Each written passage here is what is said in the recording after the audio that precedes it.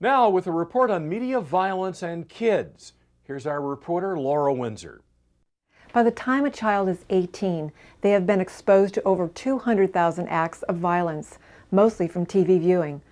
We spoke to Michelle Feczko, Health and Wellness Coordinator of Children's Hospital of Orange County, whose goal is to educate parents and kids to be media literate. Media violence can be defined as any aggressive act that you see in a media form like TV, newspaper, video games, music, lyrics. Anything that depicts an aggressive action in one of those forms can be looked at as media violence. Parents should be concerned about media violence because children under the age of 8 cannot differentiate between fact and reality. And often when they see violence depicted, they don't understand the ramifications or the consequences of those actions. So they might see someone being shot in a cartoon. Well, in cartoons they get back up. In reality, that doesn't often happen. There's true consequences in real life to violent acts such as that. So it's important that parents take time to talk about these violent acts with their children and the fact that they don't often happen the same way in real life.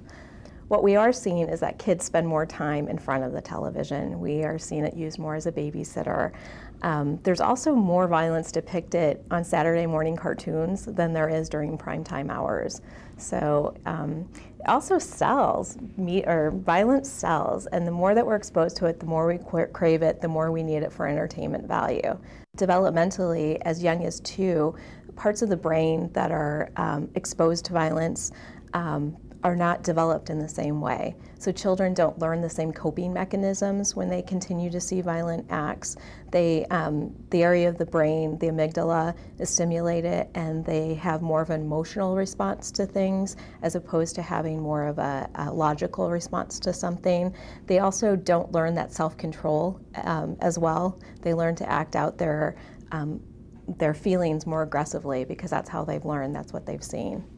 We are seeing that people become more empathetic, desensitized to violence, the more violent acts that they see, so they're less likely to help if somebody really is in danger. To help children develop media literacy skills, it's important that parents co-view different media with their children, their TV programs, they're aware of what's going on. If there's an act of violence that occurs, they talk to the kids, explain that there are real consequences in real life to actions such as that. Parents also can do parental controls now, which are great. Another thing that they need to be aware of is age appropriateness of certain TV shows and movies. They have those ratings for a reason, and we shouldn't expose younger children to some of the PG-13 and R-rated movies. Another important thing that parents can do is listen to the music that their children are listening to. If they're like me, you don't always understand all the words that are being said, and your kids take that to your advantage or their advantage. Parents can go onto a website called lyrics.com and they can find out exactly what those songs are saying. So they can kind of have a step up on their kids and then monitor and say, you know what, that's not really appropriate. Becoming media literate allows the parents and kids to be selective in the kinds of entertainment they watch, read, and listen to. I'm Laura Windsor for the American Health Journal.